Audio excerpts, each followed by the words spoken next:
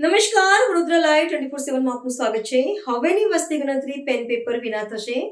34 પ્રશ્નો આધારિત ગણતરી થશે. વસ્તી ગણતરી માટે જિલ્લા વહીવટીતંત્ર દ્વારા નિરીક્ષકોને house listing operation app census મેનેજમેન્ટની તાલીમ અપાઈ.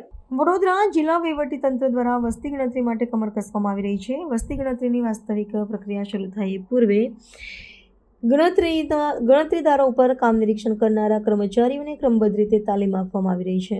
કોઠી કમ્પાઉન્ડમાં સેશન્સ સુપરવાઇઝરને ગણતરીની તાલીમ આપીને સજ્જ કરવામાં આવી રહ્યા છે. આ સુપરવાઇઝર દ્વારા તાલુકા કક્ષાએ તાલીમ આપવામાં આવશે. આ વખતની વસ્તી ગણતરી સંપૂર્ણપણે ડિજિટલ થવાની છે, એટલે કે પેન પેપર વિના એપ્લિકેશન મારફત આ ગણતરી કરવામાં આવશે. આ માટે ભારત સરકાર દ્વારા હાઉસ લિસ્ટિંગ ઓપરેશન એપ બનાવવામાં આવી છે. આ ઉપરાંત સેન્સસ મેનેજમેન્ટ એન્ડ મોનિટરિંગ પોર્ટલનો પણ ઉપયોગ કરવામાં આવશે. આ બંને પોર્ટલ અને એપ્લિકેશનની નિરીક્ષકોને તાલીમ આપવામાં આવી રહી છે. હાલના 40 નિરીક્ષકોને તાલીમબદ્ધ કરવામાં આવ્યા છે.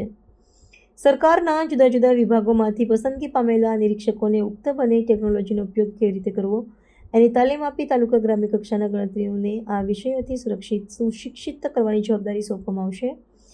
આ વખતની ગણતરીમાં 34 પ્રશ્નો આધારિત ગણતરી હાથ ધરવામાં આવશે, જેમાં વ્યક્તિ તેના પરિવારની સ્થિતિ ઉપરાંત સામાજિક, આર્થિક અને સ્થિતિને લગતી બાબતોનો સમાવેશ થાય છે. આ ગણતરી થાય પૂર્વે છેલ્લે વર્ષ 2011માં થયેલી ગણતરીના આંકડાઓ જોઈએ તો સાવલીમાં 1,79,602, ડેસરમાં